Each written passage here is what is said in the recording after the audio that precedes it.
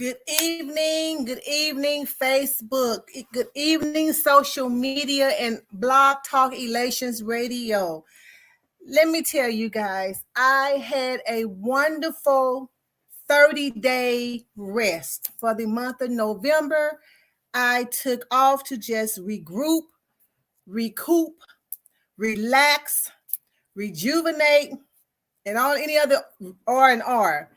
I took that time off and it was just so much needed. And I just thank you all. But there has just been so much that's been going on. I just can't wait to just start talking about it. I'm just so excited about what has been transpiring, what's going on, what's going to happen. And things are just unfolding. And I'm just so excited about what's going on, helping the women, the children in our community. It's always about helping one another. So we are on the JADASA live broadcast. Again, I want to thank you guys for streaming. We stream across all of the social media platforms, Facebook and YouTube, and as well as Blog Talk Elations Radio. I'm your host, Cynthia or Bennett. And here on JADASA, we talk about issues. We talk about issues that's dealing with abuse and neglect that's going on in our communities. Our platform is used to raise awareness, provide resources, and offer hope through educating, edifying, and encouraging. I want to thank you, our viewers and our listeners. And we ask, and we continue to ask on this podcast and on our platform for your assistance. We thank you for helping us, and your help helps our families and our friends and our associates in the organization, in the neighborhood, in the community, because I always tell you that JADASA is a community-based organization and you are the community. Therefore, you are JADASA. I want you to take ownership in that. You are a part of JADASA. And so we're asking you to continue to be a part, to apply your money, your ministry, your time, your talent, your treasures, your volunteer efforts, your resources, your prayers, of course, all of those things. We're asking that it's going to help our survivors and their children as they go through and transition through their process. And so however you want to donate, call. You have some resources, you have information. Information is good. You can also go to our website at jadasa.org, or you can email me at info@jadasa.org. You guys know we just completed our fall session of our developer program. It was just awesome. I am so proud of the young ladies and just watching them share with their parents who came and took time out of their busy schedules to sit down and watch their developers create and demonstrate the apps that they've created. And after that, they've gotten their certificate, and they also received $50 gift cards with either Amazon or Apple to help them with their startup costs, or, just whatever it is that they want to do. So we just letting you know that the next session is coming up in spring in March. Actually, March the 4th, I believe, is the date. And it's already out on our website. You can go out there if you want to register your niece, your daughter, your sister between ages 10 and 19. So we have gotten that out on the way as well. But before we get started, I have an announcement that I do want to bring you aware of. Those that you don't know, that I am also on the North County Action Council with Planned Parenthood, and as it relates to domestic violence. And we have had some series where we've had discussion with Kim Gardner, prosecuting attorney, circuit attorney of St. Louis City. And this Saturday coming up, we will also have prosecuting attorney Wesley Bell. And we're just asking you to come in. This is a Zoom meeting, and I'm going to put this out here. I'm going to try to share because this is a new, they added something new on here. And so let me see if I can do it. Oh, there it is. That's Wesley Bell. And how does a prosecutor's work intersect with reproductive health, and also as it relates to domestic violence? So this is going to be a Zoom session from 11 to 12:30 this Saturday, December 11th. And it's going to, we ask you to just come out and be a part of it. Share, ask your questions to see what their thoughts are on helping women and reproductive rights, also helping women and children who are dealing with domestic abuse, which is really up my alley, is really why I want to get in. And I'm on this council because we need to bring as much resources and awareness as we can to North County. Again, this is a Zoom forum this Saturday from 11 to 12:30, where you'll get to ask Wesley Bell some questions, prosecuting Wesley Bell, and also you will be also able to hear his thoughts and him here share. So you can go to our website. I hope you can see that Zoom link, zoom in on it.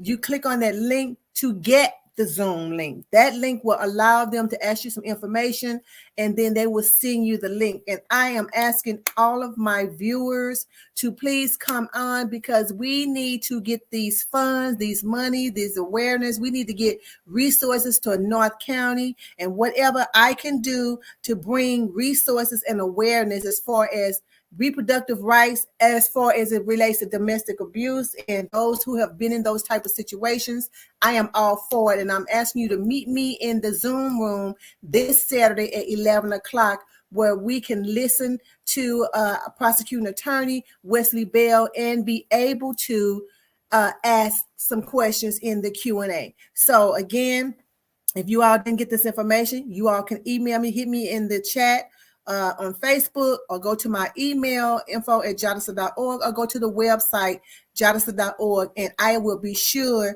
to get you that information. So tonight I want to discuss, I just wanted to be careful. We know this is quote unquote the holiday season, and it's supposed to be a jolly season. It's a holly jolly season, Merry Christmas and the most wonderful time of the year. We watched these movies, and I'm telling you, I am up to my ear. I love Hallmark movies because, for one, they're clean, they're fun. Yeah, and some of them may be a little bit unrealistic, but it's okay to dream and to wish that type of season that's upon us. So, but I want to talk about it because in the movement that we deal with, we're talking about, the community and stuff that's going on, and people that have had issues that's going on with COVID and domestic violence and death and loss and stuff. This holiday season, people that's dealing with all these things and pandemic and all that stuff, it's difficult to enjoy. It's difficult. This is not a holly jolly season for everybody. For this time of year, this can be a painful season for people, where gathering at parties and traveling and holiday shopping, all of those activities that comes along with this type of season. Some people have struggled or struggling because of trauma that they've endured throughout the year, or due to COVID-19 restrictions. Last year, everybody was stuck in the house, and they wanted you to just only be around the people that you were around every day in your house. So don't go to your cousin's house for, Thanksgiving dinner. That kind of put a hamper on the festive season. But it was one of many factors that may and most likely have contributed to the potential increase in domestic violence crimes. Many associate the holidays with some family tension. It always comes with tension. When you got a big family, it's always some kind of tension sometimes. With one or two or whatever. Financial stress, people trying to worry about how to buy all these gifts. Let me tell y'all, let me put a plug right there. Don't get so caught up on gifts. but let the atmosphere be light. I don't want the season to be, and the reason why I'm saying it, because financial stress, that is one of the things that causes domestic violence to escalate you, because you're under financial stress. You end up taking it out on person, or saying they the reason why, or whatever the reason is. I don't want you to get up under that financial stress and the burden of Christmas. I've done it before. Went all out. And then December 26th, I'm worried about how I'm going to pay these bills, how I'm going to pay all this stuff I done, forego. And, I'm going to put that off. Let me go and get all this stuff. And then I'm going to put this off. And then January coming around, we kicking the doors down trying to do the TurboTax refund. And it may not have been y'all, but that was me years ago. So, but I'm being transparent. That's just the way it is. But I don't want you to get up under that financial stress. And of course, with the holidays, some people, and I'm not knocking you if that's what you do. That's what you do, alcohol and, drinking and stuff. That's, that's not here or there. I'm talking about, my point is, these are some of the things that can exacerbate abuse and domestic violence in those type of household. And so for some, with all of those, this can bring fear to the survivor or the person who's enduring this domestic violence. This can bring fear as the rates tend to rise during this season because of the things that I just talked about. With the stresses of the seasons, all of these things, these are often excuses used by the abuser to justify their actions. So with that being said, if this is you that I'm talking to, or somebody in their household, let them know it has nothing to do with financial stress. It has nothing to do with the holiday season. It has nothing to do with the alcohol. The abuse is owned by the abuser. That is, they don't have to use no outside issue saying this because of this, it made me do this. No, they own it. You don't take the responsibility from them. Don't blame yourself. Don't say, well, maybe I shouldn't have said this, or maybe I should have acted this way, or maybe I shouldn't have asked him about what. No, do not take the responsibility away from the abuser. They own that. I just want to put that on there. They own that. And so don't let them try to justify their actions and make you the reason why they do what they're doing. No, we're not going to go there. We're not going to go there. This is a new season. But I'm just talking about this time of year is not holly and jolly for everybody. This is not a festive season for everybody. Not even if you're just dealing with domestic violence, if you just lost a loved one. This is a rough season. I've been there, done that. Buried both parents and 6 siblings within a span of 10 years. I understand. Where all you do is lay in the bed and you just like, okay, let me just sleep the whole day away. I just be glad when this day is just over with. I've been there. I understand. But it does get better. I put it like this. It gets tolerable. It gets tolerable. And so I just want us to make sure that we don't forget those who have suffered loss. We don't forget those who's going through some kind of trauma or who's going through some type of abuse. Let's not forget them. Let's not get so caught up in, our little circle, me and mine and our family. Let's not forget those who are less fortunate or who are struggling with whatever it is that they're struggling. Let's not forget, because this is a community. This is community, and we need to rally around others who are not strong at this point or at this moment. Today I might be strong. Tomorrow I may not be as strong as I was yesterday. I may have my moment. Everybody has a moment. Your moment may last a day. It may last a week. It may last a year. Trust me, everybody has a moment. And so if somebody's having their moment, let's not look past them and think, okay, that's them, because we're going to have a moment. It's coming. And so we're talking about it because this year, this is 2021. We know the pandemic started late 2019. It really blew up 2021. Everybody realized what was going on. February, March, April-ish, around that time. That's when it really hit. But domestic disturbance reports are already up 6% in 2021 than it was last year. So it's still escalated, or in the last 5 years. And so we as advocates, we typically see an uptick towards the end of the year and into January when everything is just blown up. And I've talked about some of those reasons of, just the stress with everything and people having a difficult time trying to continue to cope and increasing victims by forwarding the holidays with issues due to the fact that members are around. You have a lot of people around, and it's just a lot of things that's going on that sometimes they witness abuse firsthand. You may have heard about it, they may have said something about it.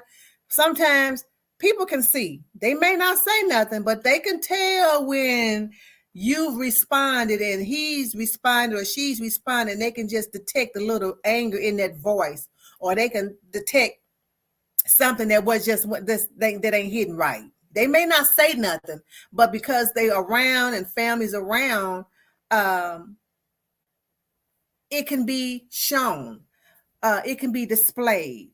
And so we know COVID has played a part in a rise in domestic abuse as well. Why? Because abusers are sitting at home with the abused. They're in the same place. Remember we had the quarantine? Yeah, we had the quarantine. Everybody had to stay in the house, the kids, the spouses, grandma, auntie, and whoever else we had with us. Everybody had to stay in the house. And by that time, after 5 or 6 months, everybody got on everybody's nerves, But that's just maybe in a peaceful household. What if a household that already had contention, or was always a household that had domestic abuse in the atmosphere? You may not have been a part of the domestic abuse per se directly, maybe indirectly. You lived in that type of household. Well, you got a lot of people in there cooped up 3 and 4 or 5 times. People bound to get on people's nerves, but it does not give an excuse. It does not give an escape for that abuser to do what they're doing. But I'm saying COVID has also played a part in this increase in domestic violence as well. Now, we see a lot of more people trying to access services through this time, trying to get resources, trying to call and trying to talk on the phone. And so that's why we came up with JADASA Live on the streaming platforms, because even though we were still, and I talk about this all the time, and I'm going to probably keep talking about it because it keeps happening. So I'm going to keep talking about it until it stick. I'm going to keep talking about it until something change. I'm going to keep talking about it until the numbers start reducing. I'm going to keep talking about it until we eradicate it. That's the vision. So I'm going to keep talking about it because I know probably somebody here probably said, well, but didn't she say that before? Yeah, but the rates are still going up. So I don't know who is on the platform. I don't know who's listening. I don't know who's watching, but I'm going to continue to share this information and to let you know that there are resources available. JADASA is out there. You can call us at 1-800-292-2145 and go to our website, or you can go to our JADASA page. But people are trying to access services, but few of them have been able to leave because, again, they were in the same household. And then during COVID, not too many people was working. And so now you have, which they asked me on a meeting today, a board meeting today, about has the dynamics changed when the abused was still dealing with or trying to get refund finances and didn't have the finances to leave, but the abuser was holding the checkbook. No, the dynamic hasn't changed. It's still happening. That's financial abuse, holding the checkbook or not giving you the money, or then you got to sit here. And then a lot of times when people have kids and things of that nature, they have to think about, well, if I leave, who gonna help me who gonna help me feed my kids? Where am I going? Because let's be honest. People ain't putting folks up in their house now. No 3 and 4, 5 kids. They're not trying to put you up in their house with one. Let's just be real. And so a lot of times when people feel like they don't have the resources to get out of the situation, they tend to stay. Or during this time of year, they may endure it just a little bit because they don't want to uproot the family. They don't want to disturb the children's Christmas, or, whatever the issue is or whatever their reasoning is. A lot of times they don't move forward and they stay during this time of year, because it's the holidays, and I don't feel like doing, whatever the reason is. I'm not saying it's bad or good or indifferent. I'm just stating the facts that this is why some of them tend to stay during this time of year. And so again, this was something that we saw during the onset of the pandemic last year, and which is reason why we started the JADASA Live platform, to give them an out, to give them a way to, because everybody texts, half the time.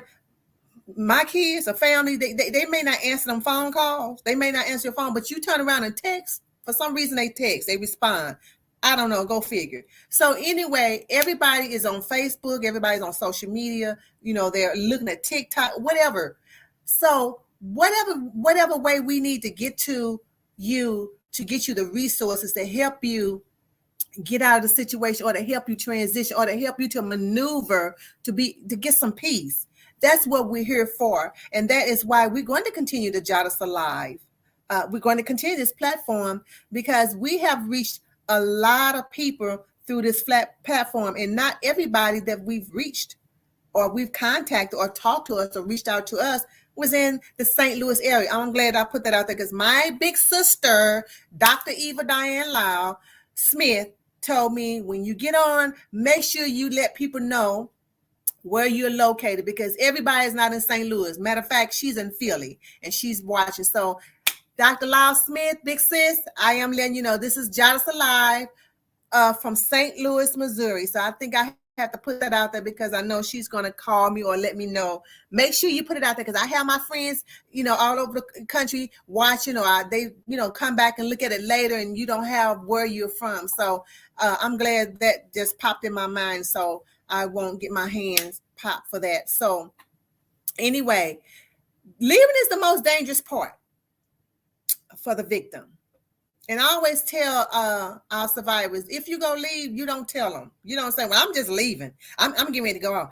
No, you're causing a big problem there, because now it's going to make them angrier, or it's going to cause a problem with you trying to leave, because most times they just don't sit back and just let you leave. I can't even remember a movie I was watching, and this lady, I know what it was, that Netflix original, Made. That one.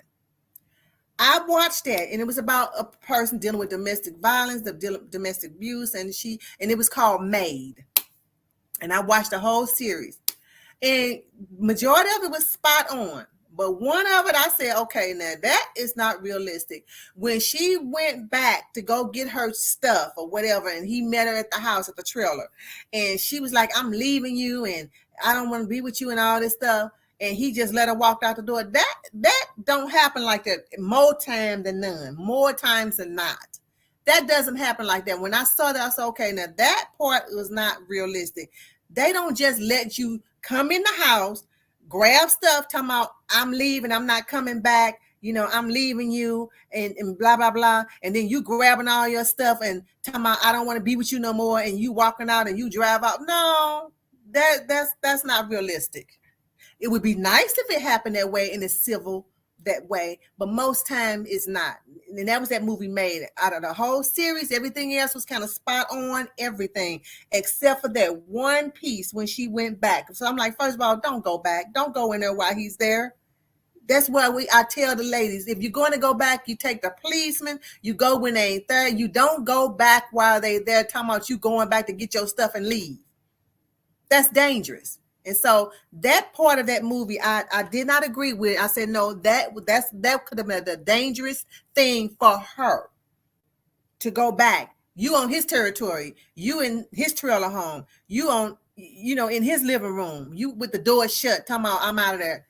So we always tell people, when you leave, we that's why we help with escape plans. We talk about, because it is a dangerous thing. And so, and that's one of the reasons why we do ask our viewers to help with finances or whatever we're asking for, because I want you all to realize, when ladies and when people are escaping, a lot of times they're escaping with little to no clothes. They don't have time to go be packing a bag, especially if you're trying to get out of a situation and you don't know when he's coming back. And if you got kids, you may have maybe 1 day, maybe 2 days clothes, but they're not going to sit up here and let you just move the furniture out. So when they move out, then they come to organizations like ours, and that's what we do. We help them with resources. We help them with clothes. We help them with food. We help them with trying to transition because they're starting over. A lot of times people are leaving, just they got to go. You got to have that stuff we always talk about, escape plans, what documents you should already have set aside, so when you leave, you can go get it. It should be off site somewhere. We talk about all those things. And so, but again, it is the most dangerous part. But a lot of them stay because, especially with those with kids, they're trying to just get through the holiday season for their kids. Because even though, you're having an issue, they're having an issue with you, they try to make the environment as normal and as, what's the word I want to use? Stress-free and undisturbed as possible for the kids. And so a lot of times they endure and they stay.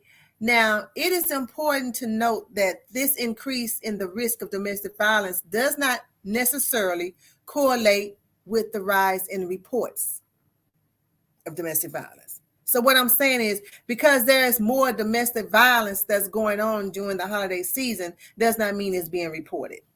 It doesn't correlate. The domestic violence is going up here, but the reporting is down here. Everybody's not calling the police or reporting it because of that nature I was just talking about. So it drops. The number of reported instances of domestic violence drops dramatically during the holidays. Now, that does not mean that domestic violence is not going on. It does not mean that. Whether survivors don't want to disturb family cohesiveness, as I've stated before, then how is it going to affect the kids? Is it going to traumatize the kids? Yeah, it's going to probably traumatize them, especially if you leave this time of year. Yeah. Or then sometimes you can't find the private time to call to find support during this time. But sadly, in many situations, abusive relationships do not improve on their own. It doesn't improve on their own. It's just not going to improve on their own. First of all, the person that's abusing you, they don't think they're abusing you. If they are, they trying to blame you. And so they're not going to see themselves. And then they don't want you to call them out because that's going to cause a problem as well. So, and every time you go back, it gets worse. It never gets better unless there's a change somewhere. But constantly going back, it doesn't improve on their own. And so staying quiet during the holidays season, yeah, it may seem like the right thing to do, but it's not in the best interest of everybody, including the victim or the children, because you guys deserve peace. You deserve happiness. You deserve love. You deserve to be around your family because, with that abuse and stuff, they folks trying to isolate you. That's the most time. This is the most important time that most folks want to be around family. Now, you may not be around your family any other time during any other holiday as much. But Christmas time, between Thanksgiving and Christmas, or Thanksgiving and New Year's, between that time, folks like to be with their family or their loved ones or their friends, And so a person that's dealing with that, they deal with a lot. They deal with a lot, the heightened stress, who go find out, I'm going to have to try to pretend like everything is okay, not knowing people probably already know and probably already peeped that something was amiss anyway. But then, you make an excuse why you can't come around, or why you send the kids and you stay back, or they don't want to come around. That's just adds stress. It just adds stress, and it just spoils the holiday for you, and it just disturbs your peace, And so I want us to know, let's remember our family and our friends that's dealing with this issue. And it doesn't have to always be the fisc. It doesn't. It's that control. He want to control you. He want to control what, or she want to control you. Where you going? Where you going? When you coming back? How long you going? Who you going with? Okay, that it's okay to a certain point, but to the point where now they trying to control everything. They trying to control how you should respond, who you should see, and then talking down on you and making you feel bad and making you feel like what you doing is wrong, and you just trying to have a nice holiday. That's stressful. That's a control. That's a narcissistic behavior. They don't see themselves. All they're doing is trying to control you. What's the topic? We say the term misery loves company. They miserable and they want you to be miserable. Don't nobody have like them, and they don't want nobody like you. And they want to make you like you the problem. You know, who wants to live like that? Who wants to feel like they got to always be calculating in their mind, okay, if I do this, this is how he's going to or she's going to respond. If I don't do this, if I go this way, if I move, if I turn, what, that is just that's too robotic. You know, it's just too much. It's too much stress. And of course, and we know when you're dealing with that type of situation, any increase in alcohol or substance abuse, you know, that just takes it all to another level. Then you got to deal with the substance abuse. You got to deal with the alcoholism. You got to deal with all of that stuff on top of the behaviors. And that only heightens the behavior. It makes it worse, especially when you're intoxicated. You got to deal with all of that stuff, you know. And so people that's dealing with abuse and neglect, and not even just that, I just even want to talk about people that not even dealing with that, but people that's been traumatized by a death of a loved one. This is rough. This is a hard time of year. This is not a good season for them. This is not a holly jolly Christmas. No, it's not. It's lonely. It's a depressing time of year for them because they don't have those loved ones with them. They have the memories. And so now you got to deal with this void. What do? I tell people call your people. Call the ones that always seem like they strong. Call them folks. See how you doing. Hey, I just want to see you. I love you. I just want to check up on you. How you doing? You know, what's going on? I mean, let me tell you, the ministry, I call it the ministry of presence. Sometimes your presence is all what people need. They don't want to feel like they're the only ones. They by themselves. Nobody is talking to them. They don't have nobody to talk to. They're going through whatever they're going through. They're, you know, suffering in silence. Be there for your people. Be there for your friends. Be there when you know somebody has suffered some type of abuse or some type of neglect or some type of loss or some type of traumatic experience, and you know they're suffering and they're struggling. And even if you don't know they're struggling, but you know it happened to them, reach out and just say, hey sis, hey brother, how you doing? I just want to hear your voice. Be on somebody's mind. Let them know you're on my mind, that I'm thinking about you. This, I'm telling you, I lived this thing. I lived it in all areas, going through what I went through before, dealing with loss, trauma, dealing with deaths. I've gone through it. This is not a happy time for everybody. Now, did I overcome it? I'm on the other side. Do I get sad? Yeah, I get sad. I think about my siblings, 6. I think about my siblings, my mom and my dad. I was the youngest of 9. It's 3 of us.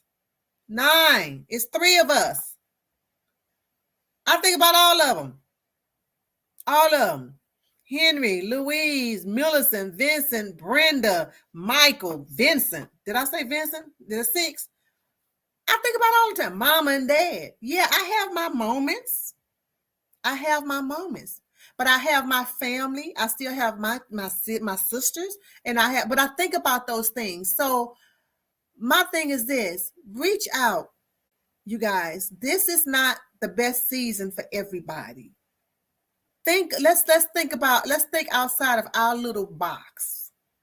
me and mine. Let's get out of that. Well, this is just me and my family. We understand that. But think about the other people, because suicide is up during this time of year. This is hard. This is hard. This is not some people dread this holiday before it even comes. They start getting depressed around September. I know what I'm talking about. I've been there, and I talk to people all the time. People start getting depressed when fall comes because they know, they looking ahead. They know this season is coming, and they dread it. They dread it. And so we're just asking you, the community, you're JADASA. You are JADASA. And we're a community-based organization here to educate, edify, and encourage. Lift people up. Lift one another up. Everybody has their moments. We know there's somebody everybody knows that's having a moment right now. They're having a moment in this season. And so we're asking, reach out to them and talk to them, because this is not the best time. Financial stress, folks lost jobs, or they don't have the job they don't have the job that's allowing them to get the resources, the money that they need. They're underpaid. Family tension. Folks always arguing, or there have been some kind of miscommunication, and then there's unforgiveness, and all that stuff is going on. Then this time of year when everybody, Jesus is the reason for the season. I'm not even going to talk about Santa Claus. I know I do that for some of the kids sometimes because we're a community organization, and some people who still want that, we do it.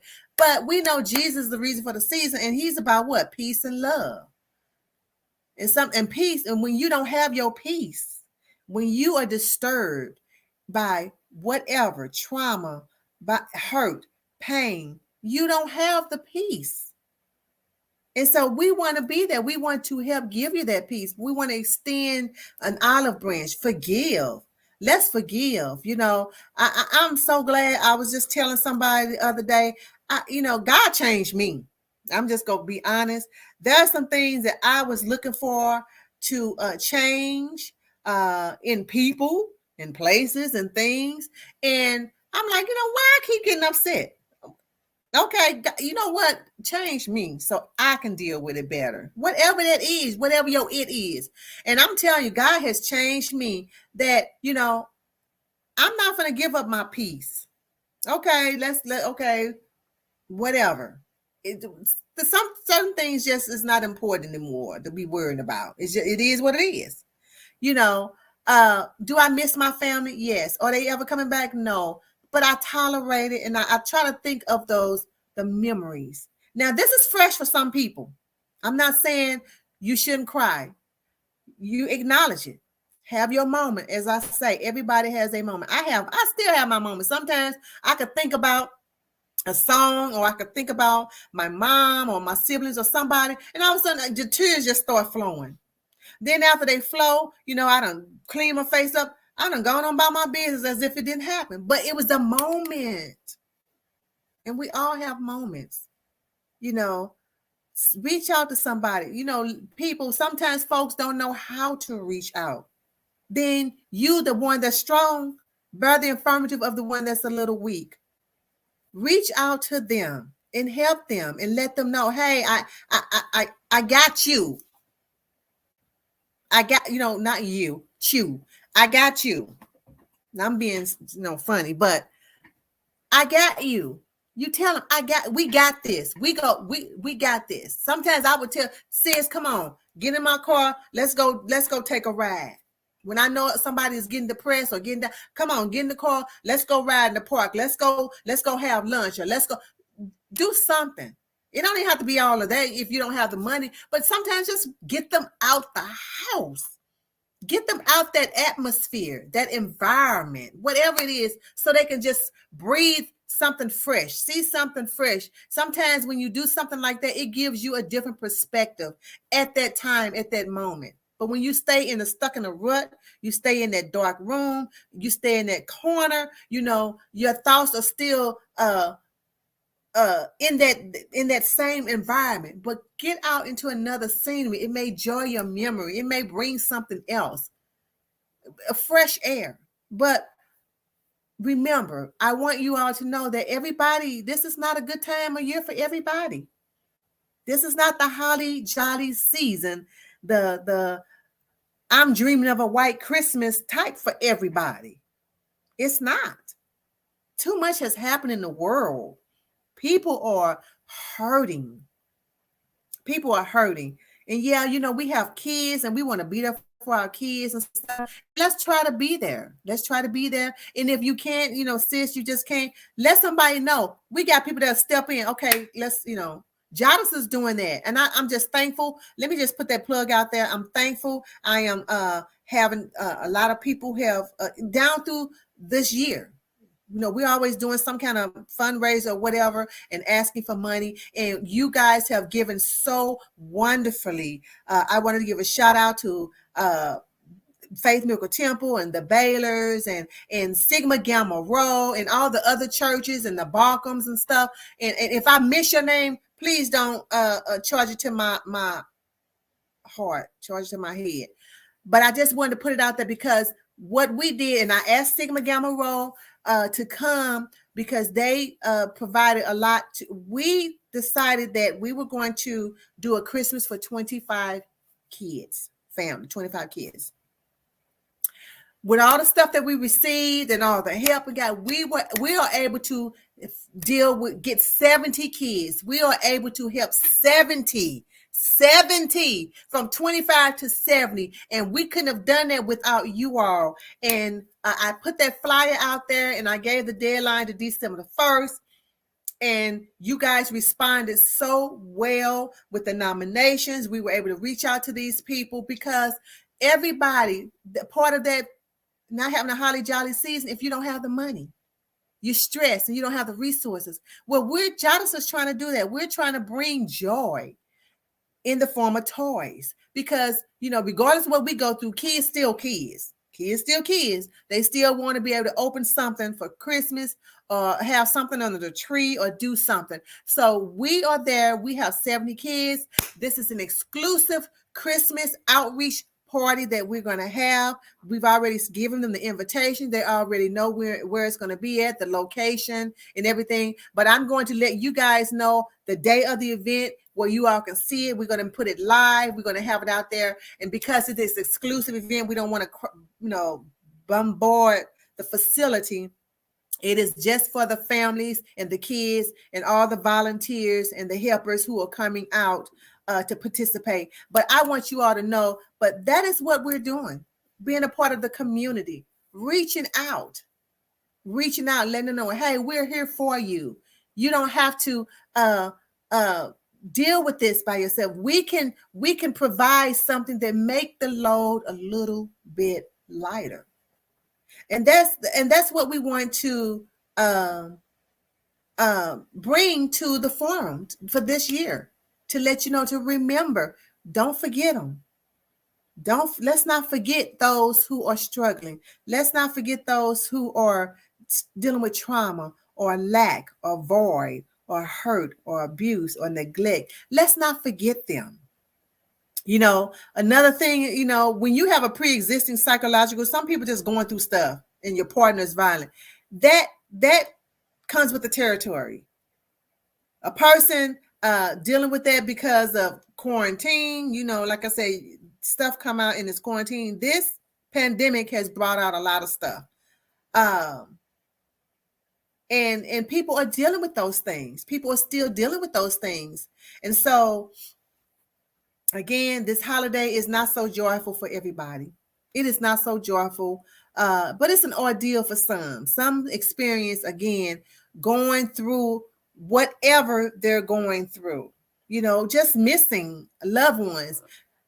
I know a person whose person is in the military, their spouse is in the military, and they're not even going to come home. Okay, that's not the best. This is not the best Christmas for them because they want their spouse to be home. You know, it doesn't always have to be something negative as far as a void or a hurt or a death or, you know, but just it's just not the best time for everybody. I just don't want us to forget those who are struggling or who have some kind of sickness or illness they're battling, or the loss of a loved one or a friend or a job, or loss of money, or loss of their health or something like that. I don't want us to forget them, because we are a community-based organization.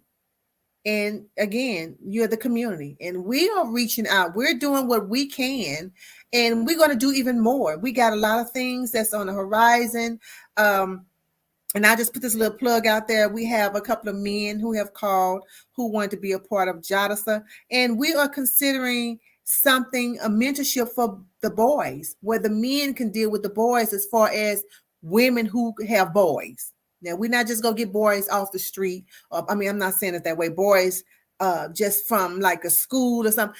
If your mother is in the type of situation that we're dealing with, and you have a boy child, we're going to have men that's going to be able to work with them and to mentor them as well, because it's all about the family. It's healing with the family. We can't have the mother healed, but the kids are still dealing with the effects of what they've seen or witnessed or endured themselves. So we're trying to bring about some things in 2022 that's going to assist not only the mother and the daughter, but the sons as well, the kids as well.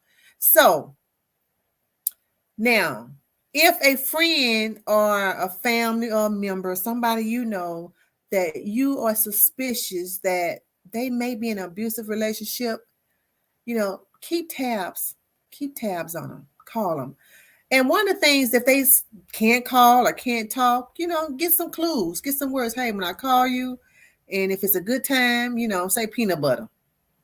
If it's not a good time to talk, say jelly or something, but to let them know that you're thinking about them, that you're going to be constant in their life. Get some kind of buzzword that they know that you're still thinking about them, you're calling them, but if it's not the best time or something is not something is not right, get that buzzword so when they say it, you know how to help them. As I've said before, when I did a seminar, helping somebody the way you want to help them is not helping them. You help them the way they need you to help them. That's how you help them. Helping someone the way you want to help them is not helping them. You help them the way they need you to help them. And so with everyone's help, we can get to those who need it the most, and we can help work through this crisis, this epidemic, because this is an epidemic. I want you to remember, you can always go to the domestic abuse hotline, and that number is 1-800-799-7233. Or you can go to the hotline.org. You can also call us at info, or email us at info@jadasa.org. You can call us at 1-800-292-2145, or go to our website and look at the things that we're having coming up. Again, the developer program for spring is already out there. If you know of any young girls between the ages of 10 and 19 who can benefit from this, we would love to have them. We have such a good time with them. And I'm going to put a plug out there. We got another instructor who's going to be with us this semester, and I'm putting her out there, and it's Twyla Baylor. She said, I got to earn my yellow shirt some kind of way.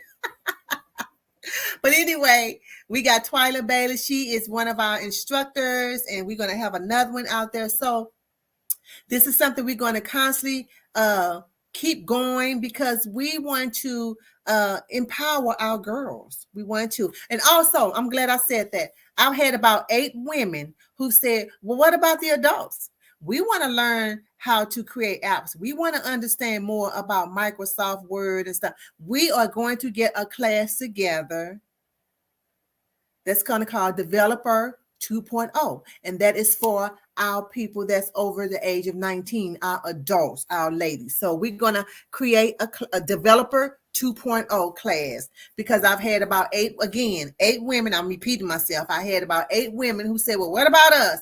Okay, I hear you. and we are working on putting something together, and we'll be probably after each end of each session with the young ladies, and it will be maybe a 4 to 6 hour course for that day where we will provide, everything for you, but we will put that out there as well. So remember, those that are struggling during this season, not only just this season, but every day. But I really want to talk about this season because this is the season where there's an increase of domestic violence. This is the season where there's an increase of suicide, and because of loneliness, because of lack, because of void, because of hurt, because of trauma, because of pain.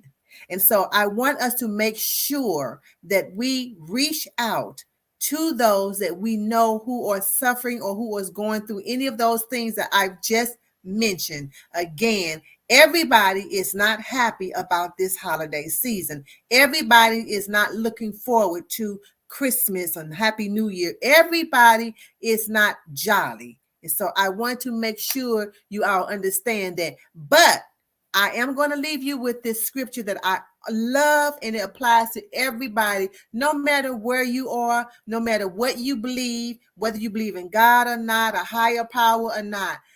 The Bible, the scripture that I like to give to the community, to humankind, is Jeremiah 29:11. And that scripture says, "For I know the thoughts that I think towards you, said the Lord." He was talking to Jeremiah. "And these are thoughts of peace and not of evil, to give you an expected end." Remember, JADASA is the community. You are the community. Therefore, you are JADASA. God said, "I want to give you the end that you expect. I want to give you the end that you expect." I want you to remember, it's JADASA 24/7, 365 days, all day, every day. And with that being said, I want you to be safe. I want you to be well.